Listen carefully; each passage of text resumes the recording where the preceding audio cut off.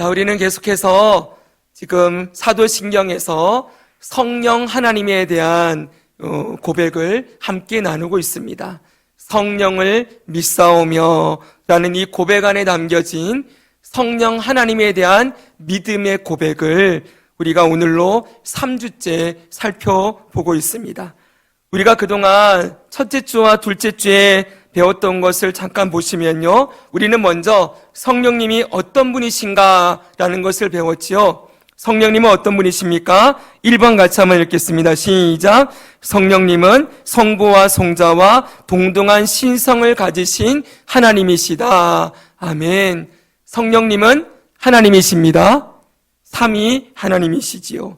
또한 두 번째로는 성령님은 인격을 가지고 계신다라고 계속 거듭해서 강조하고 있습니다. 성령님을 어떤 에너지나 파워나 어떤 내 마음대로 부릴 수 있는 능력으로 취급해서는 안 됩니다. 성령님은 하나님이시지요. 경외함으로 사랑함으로 우리가 성령님을 대해야 된다는 사실을 우리가 기억해야 하는 것입니다. 자, 그리고 우리는 이어서 성령님은 무슨 일을 하시는가라는 것도 우리는 배웠어요. 성령님이 하시는 일은 첫째, 창조사역. 이 땅을 창조하실 때 창조하시는 일을 하셨고요. 두 번째로 구원사역을 하시는 분이라고 했지요.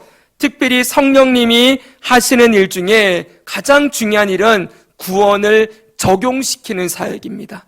구원을 적용시키는 사역인데 이건 여러 번 말씀드렸으니까 생략하고 지나가겠습니다. 성령님이 어떻게 구원을 적용시키는 사역을 하십니까? 여기 몇 가지가 나와 있죠. 첫째가 무엇입니까? 예수 그리스도와 함께 사역하셨어요. 이 땅에 오신 구원자 예수님과 함께 성령님이 동역하셨지요. 그리고 이제 예수님께서 부활하시고 승천하신 이후에 공식적으로 오순절 성령 강림으로 성령님이 이 땅에 오셨습니다. 보혜사로서 오셔서 무엇을 하십니까? 교회를 세우시지요. 그리고 복음을 전하게 하십니다. 그 일을 하면서 복음이 전파되었을 때 이제 그 복음을 들은 자에게 세 번째로 하는 일이 무엇입니까? 너무나 중요합니다. 죄인에게 시작. 죄인에게 구원을 적용시키신다. 복음을 들은 자들에게 교회가 세워지고 교회를 통하여 복음이 선포되었을 때 그 복음을 들은 자들에게 직접 역사하셔서 무엇을 하십니까? 구원을 적용시키신다. 무엇입니까? 구원의 서정 9가지. 죄인, 소명, 중생, 회심, 믿음, 칭의, 양자됨, 그리고 성화견인 영화에 이르기까지 각 사람을 부르시고 저 영화에 이르게 하는 모든 구원의 일을 성령님이 직접적으로 하신다는 것을 우리 지난주에 배웠지요. 그리고 네 번째 같이 한번 읽겠습니다. 성도 안에 시작. 성도 안에 내주하시고 구원을 보증하신다. 아멘. 성령님이 모든 믿는 자 안에 거주하시지요.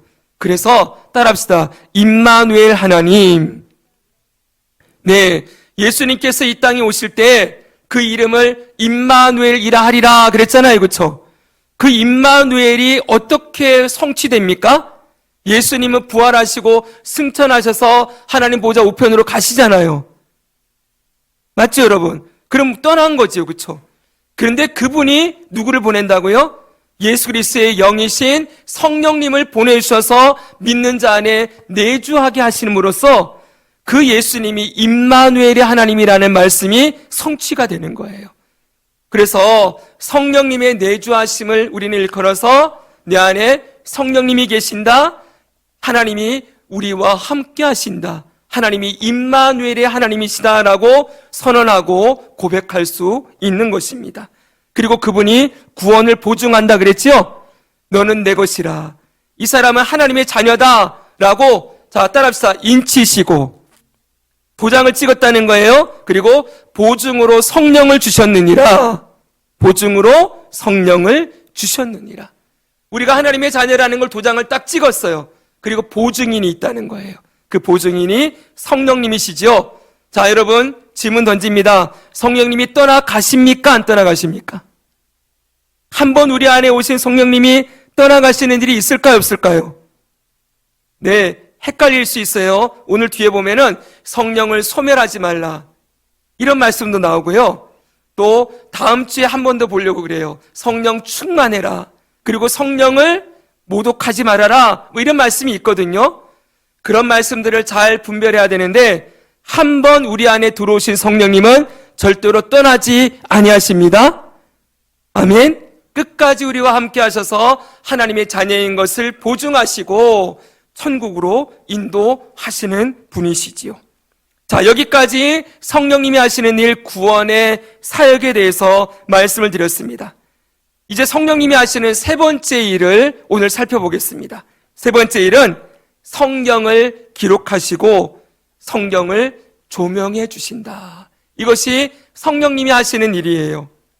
여러분 잘 아시는 말씀 디모데후서 3장 16절 17절을 제가 읽어드립니다. 모든 성경은 하나님의 감동으로 된 것으로 교훈과 책망과 바르게 함과 의로 교육하기에 유익하니 이는 하나님의 사람으로 온전하게 하며 모든 선한 일을 행할 능력을 갖추게 하려 함이라. 아멘. 성경은 뭘로 쓰여졌대요? 하나님의 감동으로 쓰여졌다고 했지요, 그렇죠? 여기 하나님이 그 마음에 감동을 주셔서 사람을 사용하셔서 성경을 기록하게 하셨다는 거예요. 그런데 이 하나님이 감동하신 것이 직접적으로 무엇인가 했더니 베드로후서 보니까 분명하게 이렇게 나와 있어요. 먼저 할 것은, 같이 읽겠습니다. 시작. 먼저 할 것은 성경의 모든 예언은 사사로이 풀 것이 아니니 예언은 언제든지 사람의 뜻으로 낸 것이 아니요 오직 성령의 감동하심을 받은 사람들이 하나님께 받아 말한 것임이라. 아멘. 앞에 디모데후서에서는 하나님의 감동으로라고 해놓고 베드로 후서에서는 성령의 감동하심으로. 여러분 성령님이 누구세요? 하나님이세요? 아멘입니까? 앞에는 하나님의 감동으로, 베드로후서에는 성령의 감동으로, 그리고 그 뒤에 하나님께 받아 말한 것이다 라고 분명히 말씀하고 있어요. 성령님이 하나님이시고 그 성령 하나님이 사람들을 감동시키셔서 성경을 기록하게 하셨다는 거예요. 그래서 여러분 성경의 인간 저자, 우리가 읽고 있는 이 성경은 인간 사람 저자가 약 40여 명이에요. 약 40여 명이라는 것은 저자가 불분명한 사람들이 있기 때문이에요. 성경이. 그럼에도 불구하고 약 40여 명의 인간 저자가 있지만 성경의 원저자라고 합니다. 따라합시다. 원저자. 네, 원래 저자. 진짜 성경을 쓰신 분은 성령 하나님이시다라고 성경은 우리에게 가르쳐주고 있어요. 사랑하는 여러분, 우리가 잘 들어야 됩니다. 성경을 하나님이 쓰신 책으로 보느냐, 아니면 사람이 쓴 책으로 보느냐, 이것이 오늘날 신앙을 결정하는 가장 중요한 기준이 되었어요, 여러분. 들어보셨겠지만 오늘날 우리가 살고 있는 이 시대는 신학 중에 자유주의 신학이라는 것이 이 기독교 안에 너무나도 광범위하게 퍼졌어요. 자유주의 신학의 핵심은 뭐냐? 왜 자유주의라 그러냐? 성경을 하나님이 쓰신 책으로 인정하지 않는 거예요. 성경을 하나님이 쓴 말도 있고 주신 말도 있고 인간이 쓴 말도 섞여 있다라고 말하기 시작해요. 아시겠습니까, 여러분? 그러면 그 사람들 가운데 논쟁이 일어나는 게 뭐겠습니까? 어디까지가 하나님 말씀이고 어디부터는 사람이 쓴 거냐, 이거 가지고 논쟁을 벌이겠지요. 그렇죠. 아직도 그들이 통일된 의견은 없어요. 그러나 핵심은 성경이 100% 하나님이 쓰신 말씀이다라고 믿는 이 보수주의 신학과 정통신학과 성경에 하나님의 말씀도 있고 사람의 말도 있다라고 말하는 자유주의 신학, 이 자유주의 신학이 이 땅 가운데 퍼지기 시작하면서 교회가 문을 닫기 시작하는 거예요.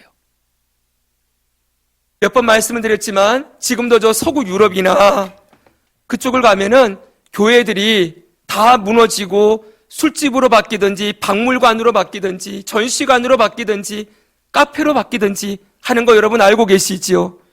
그 교회들이 왜 무너졌는지 아십니까? 성경을 어떻게 보느냐, 이 성경관, 성경관이 무너지면서 다 무너졌어요. 여러분, 성경이 하나님 말씀이라고 100% 말씀이라고 믿지 않으면은 여러분, 여기서 여러분들이 골라내려고 하겠죠.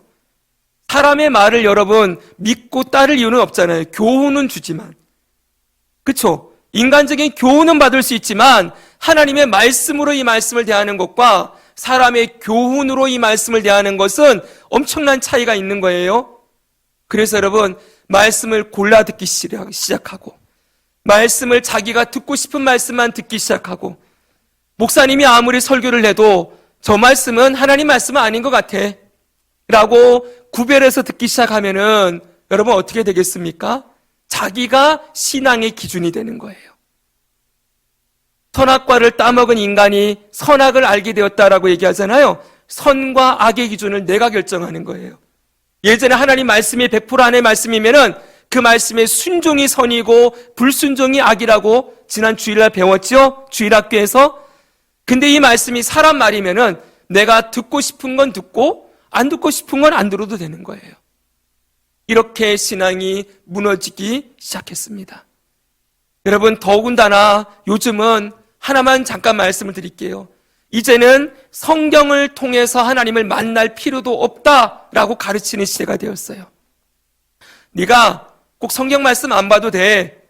하나님을, 성경을 말고 하나님을 만날 수 있는 방법이 있대요. 그게 뭔지 아십니까? 묵상기도, 관상기도, 이런 것들이에요. 여러분, 그들이 어떻게 하나님 만나는지 아십니까? 그냥 머릿속으로 말씀 한 구절을 그냥 떠올려요. 그리고 그 말씀을 그냥 입으로 주문해듯이 외워요. 그러면은 깊은 명상 속으로, 묵상 속으로 들어가서 거기서 하나님이 주는 감동을 찌릿하면서 경험한다는 거예요. 그래서 개개인이 그냥 목사님의 설교를 들을 필요 특별히 없어요. 성경을 굳이 다 알지 못하고 다 읽지 않아도 괜찮아요. 그냥 마음에 드는 성경 구절 하나 골라가지고 그 말씀을 몇 번 반복을 하고, 그리고 그 말씀을 깊이 생각하다가 하나님이 주는 감동을 경험한다? 그러면 너 하나님 만난 거다. 이렇게 말하는 시대를 우리가 살아가고 있어요. 이 부분에 있어서는 나중에 한번 제대로 정리를 해서 여러분과 이 말씀이 사라진 이 시대에 이 영성이라고 하는 기독교의 흐름에 대해서 한번 여러분과 함께 나누고자 합니다. 여러분 보십시오. 이제는 이 하나님의 말씀을 붙들고 씨름하려고 하지 않아요. 공부하려고 하지 않고, 그리고 이 말씀을 읽고 그리고 마음에 새기는 일들을 갈수록 등한시하면서 그냥 이 성경 없이도 하나님을 경험하고 신앙생활을 할 수 있다고 말하는 시대를 우리가 살아가고 있습니다. 사랑하는 여러분, 우리의 신앙의 기준은 하나님의 말씀입니다. 아멘. 이 말씀이 100% 하나님의 말씀임을 우리는 믿습니다. 성령의 기록하심 그대로. 이 말씀은 오류가 없는 하나님의 말씀이라는 것을 우리가 믿어요. 이 오류가 없다는 말은 성경의 원본이 오류가 없고, 지금 나온 것들은 전부 사본이고 번역본이긴 하지만은요, 우리는 그럼에도 불구하고 성경의 원본의 말씀이 하나님의 100% 말씀이다 라는 것을 우리는 인정하는 신앙을 가지고 있습니다. 자, 그럼 조금만 더 보면요, 이 성경을 직접 쓰신 성령 하나님은 성경을 읽는 자에게, 성경을 배우는 자에게 조명하신다는 거예요. 따라서 조명하신다. 조명이라는 말이 뭐겠어요? 그냥 이거예요, 여러분. 쉽게 생각하면은. 지금 본당에, 저희 예배당에 불을 다 꺼버리면, 조명을 끄면은 깜깜하겠지요, 그쵸? 근데 조명을 켜는 순간 밝은 빛 가운데 들어가지 않습니까? 마찬가지로 성령님이 하시는 가장 중요한 일 중에 하나는 말씀을 깨닫게 하신다는 거예요. 말씀 속에서 하나님을 가르쳐 주시고, 말씀을 통하여 하나님을 알아가게 하는 은혜를 누리게 하신다라는 것을 성경이 말씀해 주고 있어요. 그래서 요한복음 14장 26절, 너무 중요한 말씀이지요. 같이 한번 읽겠습니다. 시작. 보혜사 곧 아버지께서 내 이름으로 보내실 성령, 그가 너희에게 모든 것을 가르치고 내가 너희에게 말한 모든 것을 생각나게 하리라. 아멘. 여기 보세요. 예수님 말씀이에요. 보혜사라고 했어요. 성령님을. 아버지 하나님이, 성부 하나님이 내 이름으로, 성자 예수님의 이름으로 보내실 성령이 뭘 한대요? 모든 것을 가르치고 모든 것을 내가 너희에게 말한 것을 생각나게 하리라. 여러분, 예수님 하신 게 뭐예요? 말씀이죠, 그렇죠? 이 말씀을 생각나게 하시고 가르치는 분이 성령님이라고 했습니다. 요한복음 16장은 이렇게 말씀합니다. 진리의 성령이 오시면 그가 너희를 모든 진리 가운데로 인도하시리니, 성령님이 우리를 뭘로 인도한대요? 진리 가운데로 인도하신다는 거예요. 말씀을 통해서 진리를 가르쳐 주신다. 그리고 그가 스스로 말하지 않고 오직 들은 것을 말하며 장래일을 너희에게 알리시리라. 성령님이 들은 것을 말씀해 주신대요. 아버지와 아들로부터 들은 말씀을 우리에게 가르치시고 그것을 우리에게 알려주신다라고 말씀하고 있지요. 그래서 사도 바울은 에베소서에서 이렇게 말씀합니다. 잘 보십시오. 우리 주 예수 그리스도의 하나님 영광의 아버지께서, 그 다음 뭐라고 써놨습니까? 뭐라고 써놨지요? 여러분 입으로 읽어보세요. 뭐라고요? 지혜와 계시의 영을 너희에게 주사 그랬어요. 성령 하나님을 어떻게 표현해요? 지혜와 계시의 영이다. 하나님의 말씀을 듣고 깨달을 수 있는 지혜를 주시고, 계시의 영이에요. 하나님의 말씀을 눈을 열어 밝히 깨닫게 하시는 분이라는 거예요. 계시의 뜻이 무엇입니까? 감추어 있던 것을 열어서 보여주다. 이게 계시잖아요. 이 계시의 말씀을 열어서 보여주는 역할을 성령님이 하신다는 거예요. 그래서 그 다음에 이렇게 말씀합니다. 지혜와 계시의 영을 너에게 주사 하나님을 알게 하시고, 말씀을 통해서 하나님을 알게 하신대요. 그리고 너의 마음의 눈을 밝히사 그랬어요. 따라합시다. 마음의 눈을 밝히신다. 네, 우리 마음의 이 어둠을 밝혀주셔서, 그래서 빛 가운데서 하나님의 말씀을 가르쳐 주시고 깨닫게 하시고 하나님을 알게 하시고 우리를 진리 가운데로 인도하시는 분이 성령님이라고 말씀하고 있는 것이지요. 그러니까 여러분, 엄밀하게 말하면 저를 보십시오.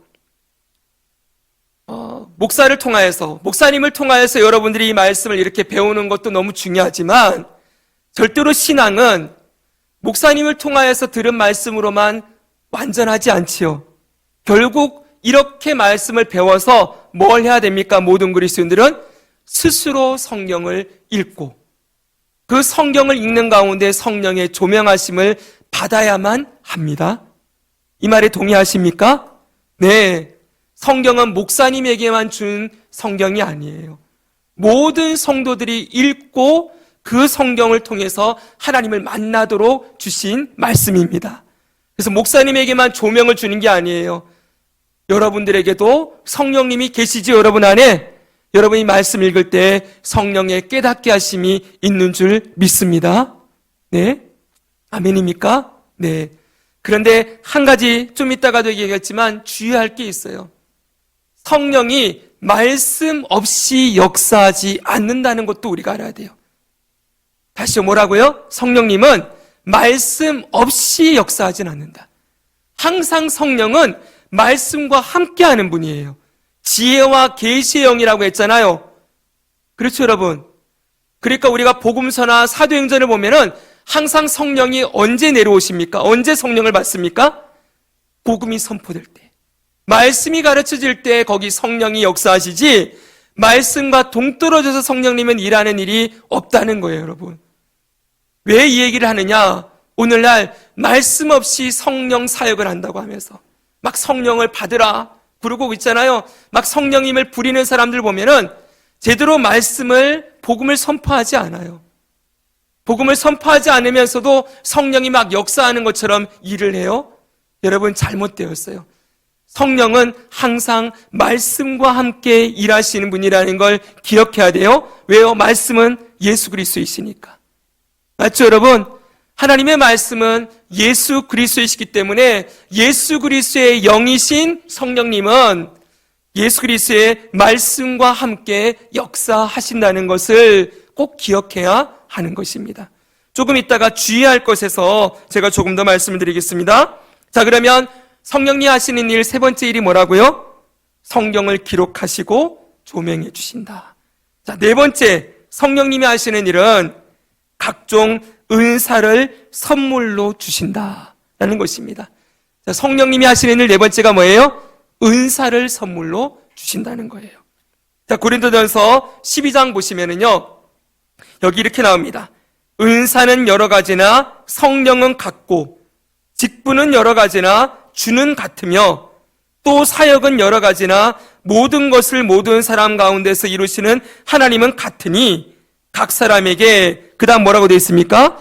성령을 나타내심은 유익하게 하려 하심이라 그랬죠. 따라합시다. 성령을 나타내심은 각 사람에게 성령을 나타내신대요. 이게 무슨 말이에요?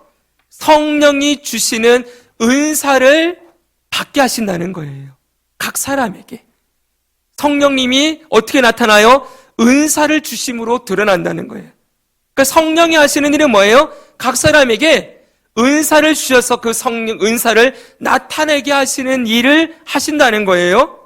그래서 그 다음에 성령의 나타나심이 무엇인지를 잘 설명해 주고 있어요. 어떤 사람에게는 여러분 항상 주어가 있습니다. 성령으로 말미암아. 누구로 말미암아? 성령으로 말미암아 지혜의 말씀을. 어떤 사람에게는 같은 뭘 따라요? 성령을 따라. 지식의 말씀을. 다른 사람에게는 같은 성령으로 믿음을. 어떤 사람에게는 한 성령으로 병 고치는 은사를. 계속 강조하는 게 뭐예요? 성령으로, 성령으로, 성령으로. 맞죠, 여러분?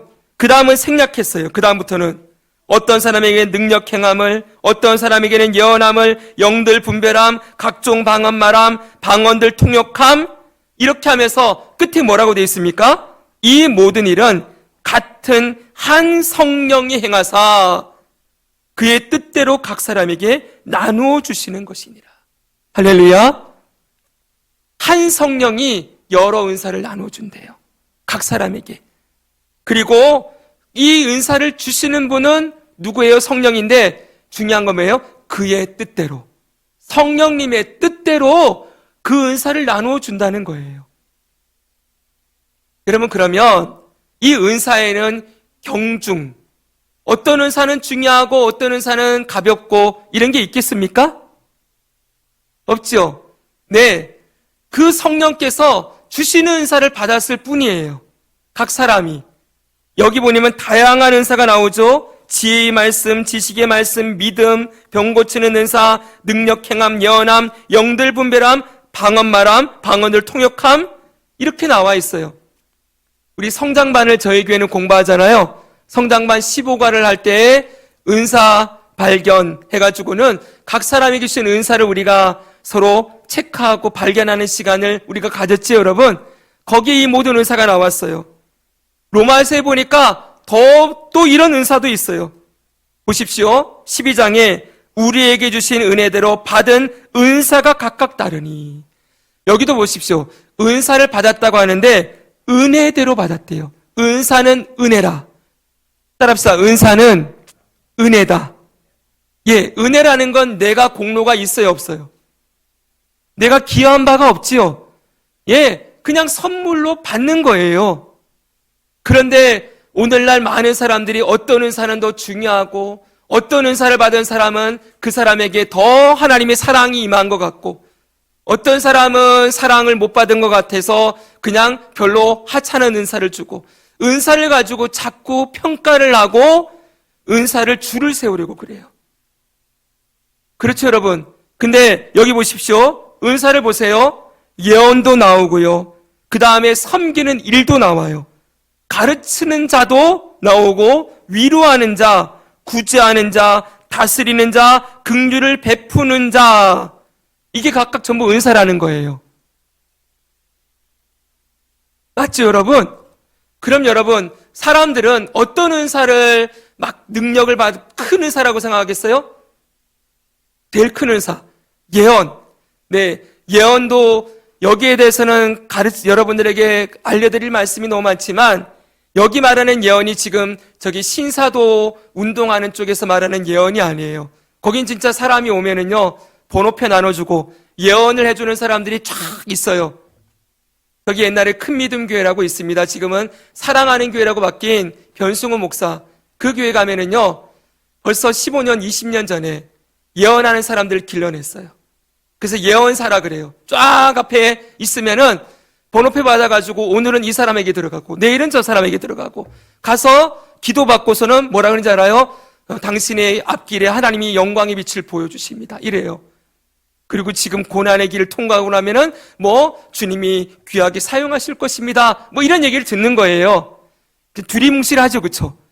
근데 그건 꼭 그 사람 통해서 듣지 않아도 되는 말씀이죠. 우리 성경 말씀에 그 말씀 다 해놓잖아요. 내가 너를 지명하여 불러나니 너는 내 것이라. 너의 길에 내가 너와 함께 하리라. 여러분, 왜 성경 말씀을 그 사람한테 가서 들어야 됩니까? 그건 예언이 아니에요.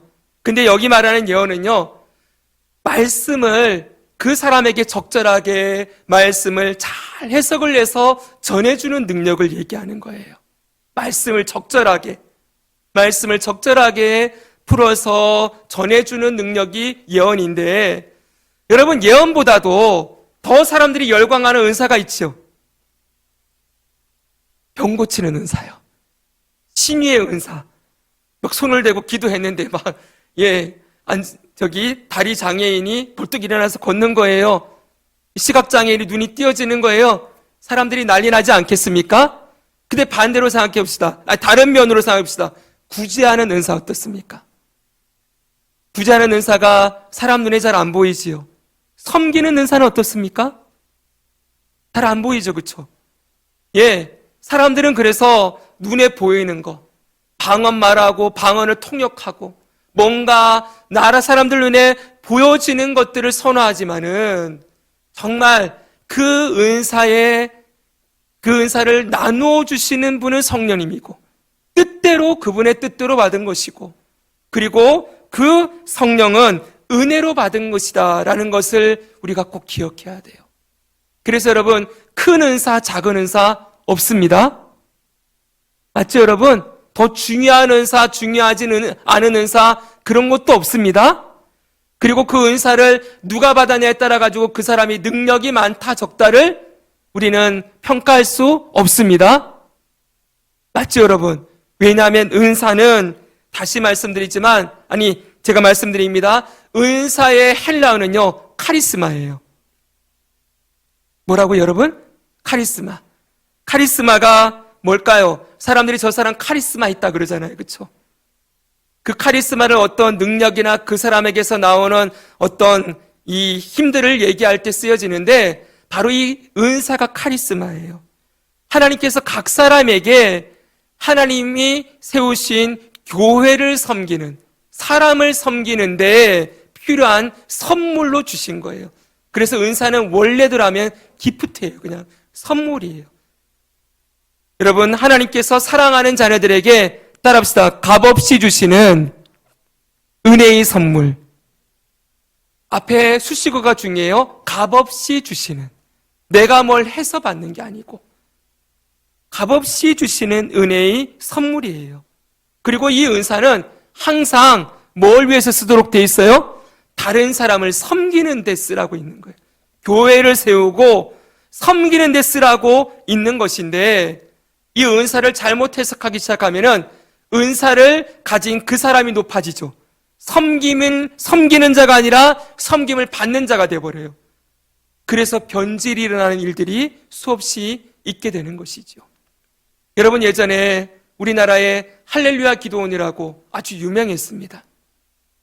한 30년 전에 제가 어렸을 때 할렐루야 기도원 저희 어머님이랑 따라가가지고 제가 말씀드렸죠. 기도원이란 기도원은 대한민국에 다 가봤다고요, 제가요. 저희 어머니가 열심히 특심이셔서 다 데리고 다니셨거든요. 할렐루야 기도원에서 병 고치는 일들 일어났을까요?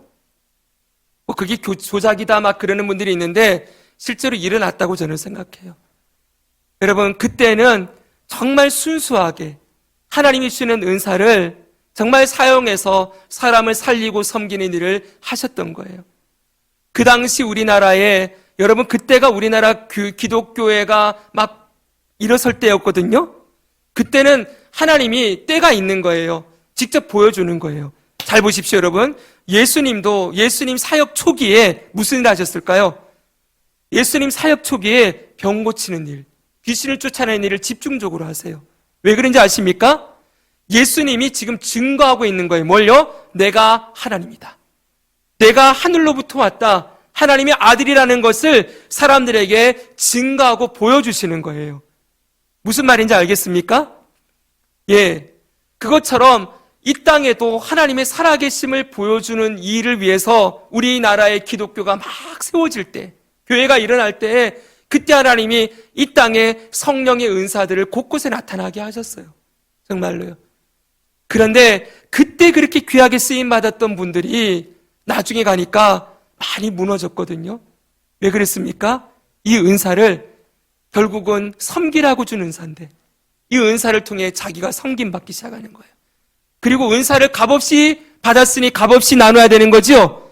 근데 값없이 나눠주는 게 아니라 값을 받기 시작하는 거예요.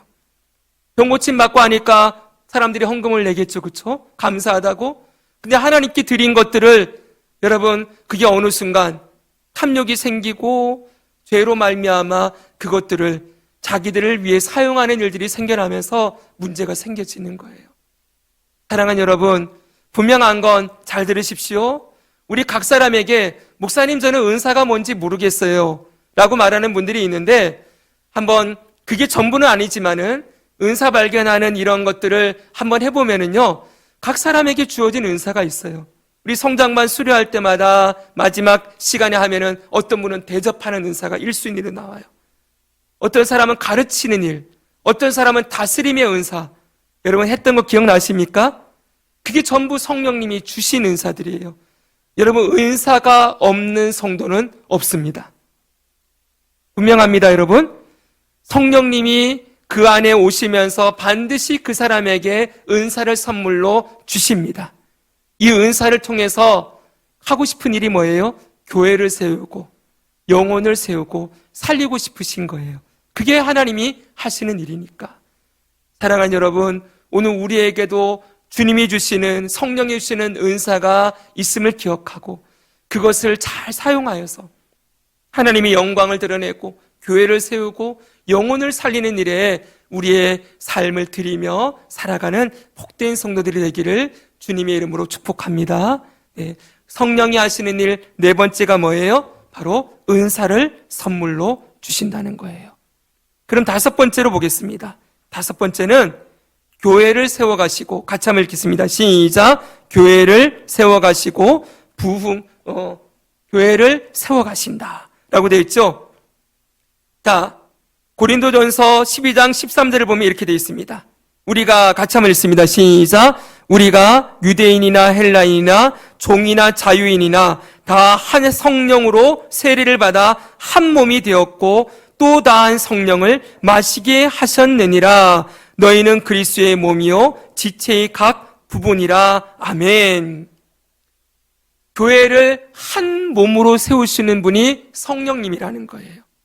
유대인, 헬라인, 종, 자유인 다 한 성령으로 세례를 받아 한 몸이 되었고 한 성령을 마시게 하셨다. 사랑하는 여러분, 잘 들어보십시오. 이 초대교회 때 예수님이 승천하시고 난 다음에 제자들이 복음을 전했잖아요. 그리고 교회가 세워집니다. 그때 교회의 교인들이 대부분이 누구였을까요? 교회의 교인들이 대부분이 누구였을까요, 여러분? 종들이었어요, 종들. 그 당시 노예들이 교회에 가장 많은 부분들을 차지하고 있었어요. 근데 종들이, 노예들이 교회를 다니고 있는데 복음이 귀족들에게도 전해있겠죠, 그렇죠? 그럼 귀족들이 교회 안으로 들어오겠죠? 그렇죠? 그러면 귀족과 노예는 신분 차이가 엄청나지 않습니까? 그런데 그들이 교회 안에서 뭐가 되는 거예요? 한 몸으로 세워지는 일이 일어나는 거예요. 여기 보면은 유대인이나 헬라인이나 그랬죠? 유대인은 아브라함의 후손, 이스라엘 정통 자손들, 헬라인은 이방인들. 이 이방인들이 교회 안으로 들어와요. 원래 유대인과 이방인은 밥도 같이 안 먹는데 교회 안에서 한 성령을 받고 나니까 유대인과 헬라인이 그리스도 안에서 한 몸으로 세워지는 거예요. 이게 교회예요. 여러분, 우리나라 기독교가 들어왔을 때 아주 유명한 일화가 있습니다. 그 우리나라의 하인들이 대부분인 교회가 있어요. 교회가 기독교가 들어왔을 때 교회가 하인들이 다니는, 그 당시 여러분 신분이 있었으니까 양반과 천민이 있었잖아요. 천민들이 다니는 교회가 있는 거예요. 거기에 이제 양반들이 들어오기 시작해요, 여러분. 그 신분을 뛰어넘어서 양반과 하인이 함께 하나 되고 그렇게 교회가 세워지는 일이 일어나는 거예요.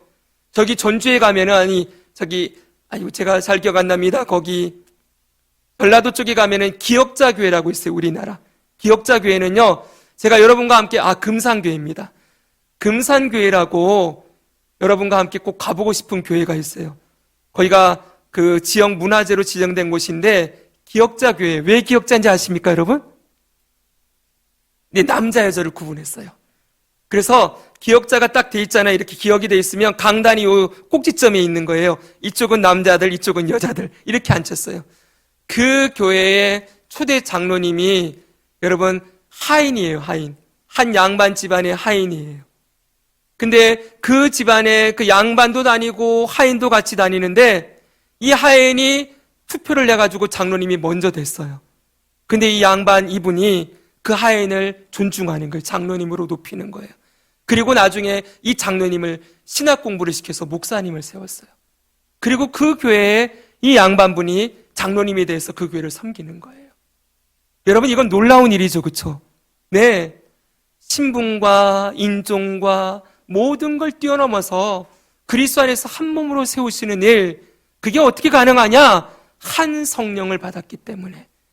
성령님이 하시는 일이 바로 그런 일이라는 거예요. 그래서 그 다음 말씀 보면 에베소서 2장 21, 22절에 보니까 성도를 연합하게 하신대요.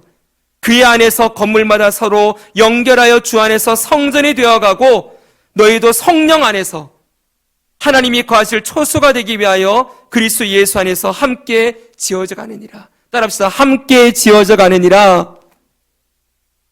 네, 함께 그리스도의 몸으로 성전으로 지어가는 일, 그렇게 연합하게 하시는 일을 성령님이 하신다는 거예요.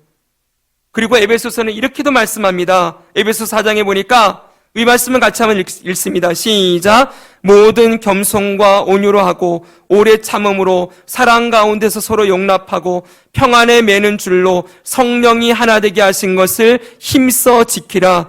몸이 하나요 성령도 한 분이시니 이와 같이 너희가 부르심의 한 소망 안에서 부르심을 받았느니라. 아멘. 여기 보십시오. 성령이 하나 되게 하신 것. 여러분, 과거형이에요. 이미 하나 되게 하셨다는 거예요. 하나 되게 하신 것을 힘써 지켜라. 언젠가 설교 시간에 힘써 지키라는 말이 어떤 뜻인지 여러분 한번 설명드렸죠? 이게 이 로마의 원형 경기장에서 검투사들이 죽을 힘을 다해 싸우는 그 장면을 힘써 지키다, 이 단어예요. 표현하는 게 이 단어예요. 여러분, 그만큼 교회의 하나됨을 방해하는 일들이 많다는 거예요. 그렇죠, 여러분? 교회는 조건적으로 하나 되기가 너무 어려운 공동체예요. 어떻게 다릅니까? 나이도 다르고 연령도 다르고요. 그렇죠? 살아온 환경도 다르고 지역도 다르고 배운 것도 다 다르고 그런 전부 다른 사람들이 그냥 예수님 믿는다는 이유로 교회 안에 함께 모여 있는 거예요. 제가 늘 말씀드리지만 세상에서 만났으면 우리 서로 아는 사람이 될 수 있었을까요? 제가 우리 박광근 집사님이랑 공통점이 있어서 둘이 만나서 친구가 될 수 있었을까요? 없었겠죠, 그쵸? 네. 세상에서 만났으면은 우리 주원이, 유진이를 제가 만날 일이 있었을까요? 그렇죠, 여러분? 네. 우리 이대섭 집사님, 곽교석 권사님, 제가 만날 일도 모르겠습니다만 무슨 말이냐 하면은 우리는 주님이 우리를 모이게 하시지 않았더라면 절대로 그냥 어떤 인간적인 접점이나 어떤 관계를 통해서 만나서 이렇게 한 공동체로 모이는 건 불가능했을 거라는 거예요. 그런데 이 일을 누가 하셨다는 거예요? 성령님이 하셨고 이 많은 다름들과 여러 가지 차이점들을 성령이 하나 되게 하셨다 라고 분명히 말씀하고 있어요. 따라합시다. 이미 하나가 되었다. 왜요? 한 성령을 받았기 때문에. 한 분 성령님으로 우리가 구원받아 이 자리에 있기 때문에 이미 하나다라고 얘기하는 거예요. 그러면 하나됨을 힘써 지키는 일은 우리에게, 누구에게 있어요? 우리에게 있다는 거예요. 아시겠죠, 여러분? 성령이 하나 되게 하신 것을 힘써 지켜나가는데 그게 마치 로마 검투장에서 검투사들이 죽을 힘을 다해 싸우는 것처럼 그렇게 하나됨을 지키는 게 우리의 책임과 의무라고 성경은 가르치고 있어요. 근데 분명한 건 교회를 세워가시고 연합하게 하시는 분은 누구시다? 바로 성령 하나님이십니다. 아멘. 네. 그리고 그것뿐만이 아니라 하나님의 임재를 경험하고 성령님이 죄에 대해서 깊이 회개하기도 하시고 구원의 감격을 회복하기도 하시고 전도를 향한 영혼 구원을 향한 열정을 회복하게 하시는 일, 교회에 이런 일을 하세요. 예배를 예배되게, 교회를 교회되게 하시는 일, 이 모든 일들을 성령이 하신다라고 가르치고 있는 것입니다. 그러니까 여러분, 한 교회가 세워지는데 결정적인 분은 누구예요? 바로 성령님이에요. 맞죠, 여러분? 우리 개인의 신앙에도 결정적인 분은 성령님이시고 교회에도 정말 필요한 분은 성령의 역사인데 이 성령의 역사하심이 충만하게 우리 가운데 임하기를 소망합니다. 그 성령 충만함에 대해서는 다음 주에 할 거예요. 성령 충만함을 받으라 그랬잖아요. 그렇죠? 성령 충만이 어떻게 우리 개인에게 교회에게 임하게 되는지는 다음 주에 보겠습니다. 그러면 오늘은 주의할 것이 있습니다, 여러분. 이 성령님에 대해서 우리가 생각할 때 정말 꼭 주의해서 기억하고 있어야 될 것 몇 가지가 있어요. 첫 번째는 같이 한번 읽겠습니다. 성령님은 시작. 성령님은 예수 그리스도를 증거하신다. 아멘. 너무너무 중요해요. 성령이 하시는 일은 우리를 예수님께로 데려가는 거예요. 맞죠, 여러분? 어떤 분이 기도를 해줘서 여러분 우리 병이 나았어요. 그런데 병이 나은 것으로 끝나면은 그거는 잘못된 거예요. 병이 낫고 난 다음에 그 사람이 어떻게 되겠습니까? 교회를 나와야 되겠죠, 그렇죠? 그리고 말씀을 통해서 믿는 사람으로 변화되는 일이 일어나야 되겠죠. 거기까지 일어나는 게 성령이 하시는 일이라는 거예요. 무슨 얘기인지 알겠습니까? 여러분 기억해야 됩니다. 무당도 병을 고칩니다. 귀신에게 사로잡힌 자들도 귀신의 능력으로 병을 고치는 일 있습니다. 맞죠, 여러분? 네. 그들은 병을 고칠 뿐이지 그 뒤에 예수님 믿는 믿음으로 데려가는 일이 없잖아요. 그렇죠? 네. 성령은 꼭 하시는 일이 뭐라고요? 그 성령의 역사를 나타내서 그 사람을 예수님 앞으로 인도하는 일을 한다고요. 제가 누차 말씀드렸지만 기도해서 기도받았더니 이빨이 아말감이 그게 금리빨로 변했다. 근데 여러분 그 기적이 일어난 게 중요한 게 아니라 그 다음에 뭐가 나와야 되는 거예요? 그 다음에 그 사람이 그 기적을 통하여서 하나님이 살아계심을 경험하고 그리고 그가 교회에 나와서 예수님 믿고 믿음의 사람으로 살아가게 되었다. 여기까지 나오는 게 여러분 바른 성령의 역사라는 거예요. 아시겠죠, 여러분? 그런데 이 땅은 어떻습니까? 자꾸 기적만 얘기하려고 그래요. 어디 갔더니 누가 병 고침 받았더라. 어디 갔더니 역사가 나타나더라. 근데 여러분 그 장면을 잘 봐야 돼요. 보십시오. 그렇게 성령의 역사가 일어나는 그곳에 정말 예수 그리스도의 구원의 감격과 예수님을 높이고 찬양하는 일이 일어나느냐 이걸 봐야 된다는 거예요. 그 모임의 중심이 아시겠습니까? 능력이 중요한 게 아니라 예수님이 드러나는가 그리고 예수님의 구원이 역사가 일어나는가 이거를 봐야 된다는 거예요.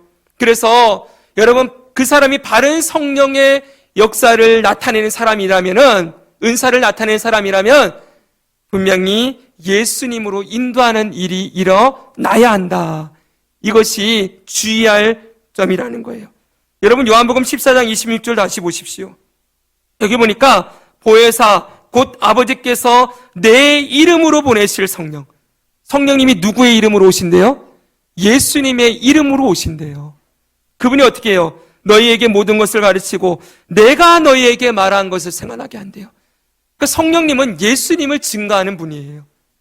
예수님의 말씀을 가르치는 분이지요. 여러분 15장 26절로 또 동일하게 얘기합니다. 이 말씀 같이 읽겠습니다. 내가 아버지께로부터 너희에게 보낼 보혜사 곧 아버지께로부터 나오시는 진리의 성령이 오실 때에 그가 나를 증언하실 것이요. 할렐루야. 보혜사 성령님이 누구를 증언한대요? 나를 증언한다. 예수님을 증거한다는 거예요. 그러니까 여러분 바른 성령의 사역자라면 그의 사역의 핵심이 예수님의 증거가 나와야 되겠죠? 뭐가 나와야 됐습니까? 예수님의 십자가가 선포돼야 돼요. 우리가 얼마나 죄인이었는지, 우리가 얼마나 아무것도 못하는 스스로 죄의 굴레를 벗어날 수 없는 존재인지 예수님이 우리를 위해 십자가의 죽으심과 부활하심으로 우리의 죄를 씻기고 의롭게 하신 일들이 그게 선포돼야 되는 거예요. 맞죠, 여러분? 근데 그 예수님의 복음이 선포되지 않는다? 그냥 죽은 자, 아니 병든 자가 일어났는데 그대의 사람들이 박수치고 와 하고 이 사역자가 거기서 끝내버렸다? 문제가 있는 거죠, 여러분. 그건 너무나도 큰 문제가 있는 거예요. 반드시 예수님이 선포되고 증거되어야 하는 것이죠. 그래서 요한복음 16장은 지금 14, 15, 16장이에요. 요한복음에 계속 이 얘기해요. 그러나 진리의 성령이 오시면 그가 너희를 모든 진리 가운데로 인도하시리니 그가 스스로 말하지 않고 오직 들은 것을 말하며 장래일을 너희에게 알리시리라. 그래놓고 그 다음 같이 했습니다. 그가 시작. 그가 내 영광을 나타내리니 내 것을 가지고 너희에게 알리시겠습니다. 할렐루야. 누구의 영광을 나타낸대요? 성령님이 내 영광, 예수님의 영광이요. 그리고 예수님의 것을 가지고 너희에게 가르치실 것이다. 여러분 얼마나 예수님과 성령님이 한 분이십니까? 얼마나 밀접합니까? 절대로 성령님과 예수님은 분리될 수가 없어요. 한 본체, 삼위일체예요.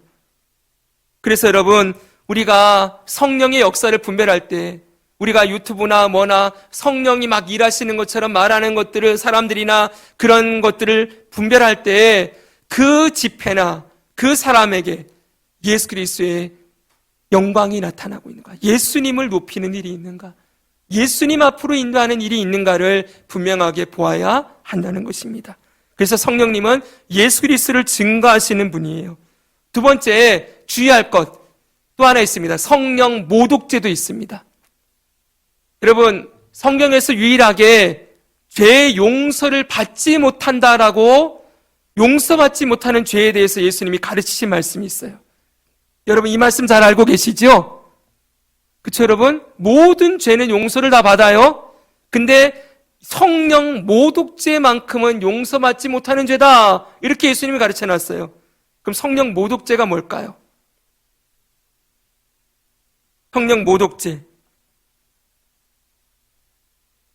마태복음 12장 31절 32절을 제가 읽어드립니다. 그러므로 내가 너희에게 이르노니 사람에 대한 모든 죄와 모독은 사하심을 얻되 성령을 모독하는 것은 사하심을 얻지 못하겠고 이렇게 돼 있죠. 성령을 모독하는 일은 사하심을 못 받는데요.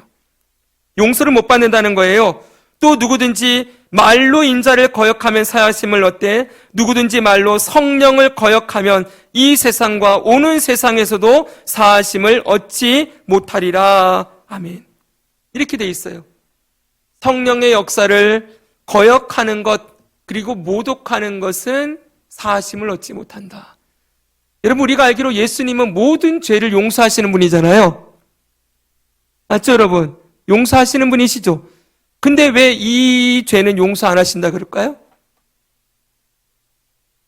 왜 용서를 못 받을까요? 쉽게 생각하면 돼요. 여러분 용서 못 받는 죄가 뭐겠습니까?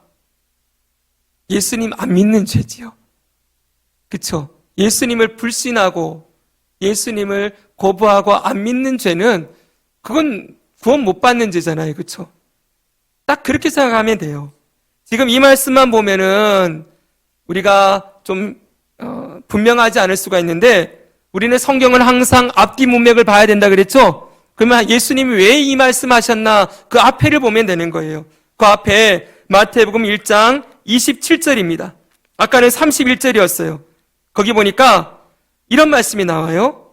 우리 오늘 여기 이 말씀까지만 정리하고 마칩시다. 또 내가 바알세불을 힘입어 귀신을 쫓아내면 너희의 아들들은 누구를 힘입어 쫓아내겠느냐? 그러므로 그들이 너희의 재판관이 되리라. 무슨 말일까요?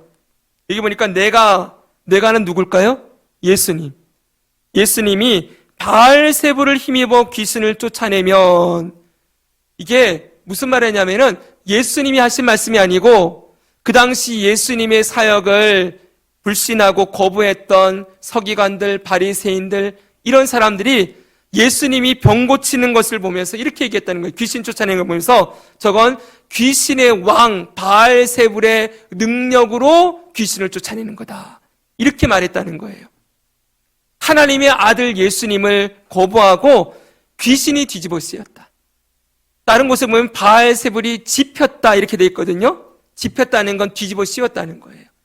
예수님을 지금 어떻게 표현하고 있어요? 귀신의 왕 바알세불에게 뒤집어 씌운 자, 이렇게 표현하고 있는 거예요. 그러니까 여러분, 무당들을 딱 생각하면 돼요. 이 땅의 무당들이 하는 일이 뭡니까? 귀신을 자기 몸으로 들려들여가지고요, 집안에 들어온 약한 귀신을 몰아내는 게 무당들이 하는 일이에요. 무당들이 구판 벌이잖아요. 아시죠, 여러분? 구판 벌일 때 어떻게 하는지 아세요? 내가 모시고 있는 신을 내 몸으로 불러들여서, 그래서 그 귀신의 능력으로 이 집안에 들어있는 잡귀들을 물리치는 거예요. 근데 여러분, 나보다 더 센 귀신이 이 안에 있으면 어떻게 하겠습니까? 그 무당의 능력으로 안 되겠지요. 더 힘센 귀신을 모시고 있는 더 센 무당을 불러와야 되는 거예요. 그러니까 힘의 논리예요, 여러분, 이게. 근데 딱 그 얘기를 지금 사람들이 하고 있는 거예요. 예수님이 귀신 쫓아내는 거 보니까, 야, 저 사람에게는 아주 귀신의 왕이 들어있나 보다. 그러니까 귀신의 왕이 명령하니까 그 부하 귀신들이 저렇게 쫓겨나가는 거네. 이렇게 예수님의 사역을 폄하했다는 거예요. 그래서 그 다음 보십시오. 그러나 내가 하나님의 성령을 힘입어 귀신을 쫓아내는 것이면 하나님의 나라가 이미 너희에게 임하느니라. 예수님이 하시는 일이 뭐래요? 성령 하나님을 힘입어서 삼위일체 하나님이 함께 역사해서, 다시 말하면 내가 지금 하는 일은 귀신의 왕을 뒤집어 씌워서 하는 게 아니고 하나님으로서 하는 일이다 라고 선포하고 있는 거예요. 내가 하나님으로서 귀신을 쫓아내는 거다 라고 선언하고 있는 것이지요. 그러면서 그 다음 사람이 보십시오. 먼저 강한 자를 결박하지 않고서야 어떻게 그 강한 자의 집에 들어가 그 세간을 강탈하겠느냐? 결박한 후에야 그 집을 강탈하리라. 이게 좀 어려운 말인데 여러분 보십시오. 집에 도둑이 들어와서 집안 사람들을 묶어놓고 이러고 있어요. 그럼 여러분, 이 집안에 들어온 이 도둑을 물리치려면 어떻게 해야 되겠습니까? 경찰을 불러오든 더 힘센 사람을 불러와야 되겠지요. 불러와서 이 집안을 강탈한 이 사람을 몰아내야 집안이 자유를 얻게 될 거 아닙니까? 그렇죠? 근데 여기는 더 힘센 사람이 와서 그 세간을 강탈한다 이렇게 돼 있는데, 어찌됐건 힘 있는 자가 와야 힘 약한 자를 물리치고 그걸 지배할 수 있다는 얘기잖아요. 지금 예수님이 하시는 일은 귀신의 왕으로서 귀신을 쫓아내는 게 아니라는 거예요. 여러분, 귀신과 귀신의 왕은 같은 편이에요. 그렇죠? 귀신을 쫓아내는 건 하나님으로서 내가 이 일을 하는 것이다 라는 것을 지금 강조하고 있는 거예요. 그래서 결론을 얘기하면 그 뒤에 보니까 나와 함께하는 자는 나를 함께 아니하는 자는 나를 반대하는 자요, 나와 함께 모으지 아니하는 자는 해치는 자니라 라고 얘기했어요. 한마디로 예수님과 함께하지 않는 것, 그리고 예수님이 하시는 일을 귀신이 하는 일이라고 모욕하는 것, 그것이 용서받지 못할 죄라는 거예요. 그게 성령을 모독하는 죄예요. 무슨 얘기인지 알겠습니까? 그 결론적으로는 예수님의 하나님 되심을 끝까지 거부하고 박해하는 것, 예수님을 박해하고 예수 믿는 자를 박해하는 것이 바로 성령 모독죄라는 거예요. 그래서 결론적으로 얘기하면 여러분, 이 죄는 신자들이 짓는 죄가 아니에요. 이 죄는 불신자들이 짓는 죄예요. 여러분, 여러분들이 죄를 짓지만 예수님 모욕하는 그런 거 합니까? 예수님을 귀신의 왕에 비유해서 생각합니까? 그런 거 안 하잖아요. 그렇죠? 우리는 그렇게 할 수도 없어요. 왜냐하면 성령님은 예수님을 구주로 고백하게 하는 분이기 때문에 성령이 정말 있는 사람은 예수님을 그렇게 할 수 없지요. 모욕할 수 없지요. 바로 이 죄는 불신자들이 짓는 죄예요. 그들은 예수님을 믿지 않기 때문에 성령을 모독하고 예수님을 모독하는 일을 저지르는 것이고, 그 죄의 결과는 예수를 믿지 않는 죄로 사하심을 받지 못하고 지옥에 들어가게 된다는 거예요. 그래서 성령 모독죄는 신자들이 짓는 죄가 아닙니다. 아시죠, 여러분? 예수님 믿지 않는 죄는 하나님이 용서 안 하시겠다라고 말씀하고 있는 거예요. 그래서 다음 주에는 그럼 성령을 소멸하지 말라, 이런 말씀도 있거든요. 그렇죠, 여러분? 이 성령을 소멸하지 말라, 이런 말씀에 대해서도 조금 더 알아보면서 그 성령 충만함을 받으라라는 말씀에서 그 내용들을 함께 다루도록 하겠습니다. 다음 주에는 성령 세례에 대해서 말씀드리고 성령 충만에 대해서 말씀을 드리면은 이제 성령에 대한 모든 말씀들을 어느 정도 전할 수 있을 것 같습니다. 자, 다시 한번 우리 성령님이 우리 안에 임마누엘하고 계심을 믿습니다. 그분이 우리를 늘 예수님 앞으로 우리를 인도하십니다. 말씀을 조명해 주시고 깨닫게 하십니다. 그리고 은사를 주셔서 그 은사로 하여금 교회를 세우고 영혼을 섬기고 주님의 영광을 나타내도록 이끄시는 일을 하신다. 성령님은 우리의 신앙생활에 결정적인 분이라는 걸 기억하고 늘 성령님의 도우심을 구하며 성령과 동행하며 살아가는 은혜를 풍성하게 누리시기를 주 예수님의 이름으로 축복합니다. 아멘.